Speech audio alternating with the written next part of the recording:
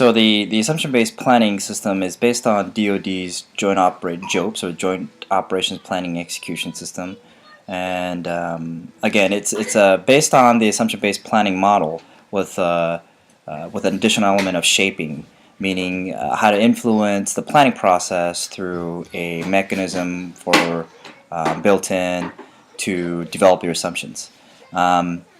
This method works really well with agencies that have large resources, and it's geared toward developing those federal responses and in order to support the local and state governments. It's really not a response or operationally based planning method, but instead it basically coordinates assistance of resource to help the operations piece, coordination piece. So that's the gist of it when you look at the IPS system.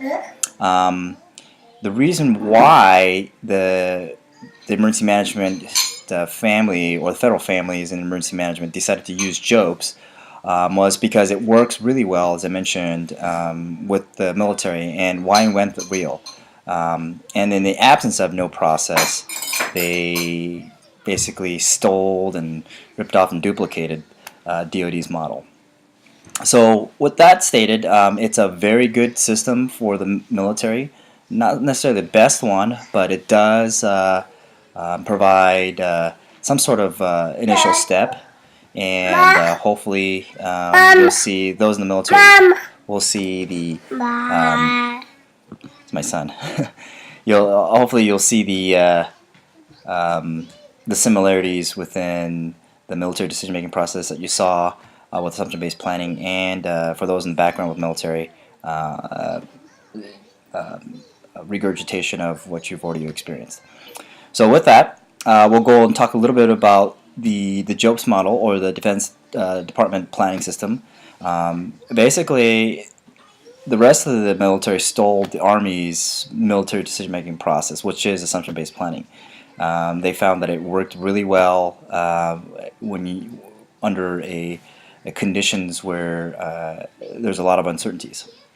So it's heavily based on assumptions building and shaping, as I mentioned, to validate those assumptions.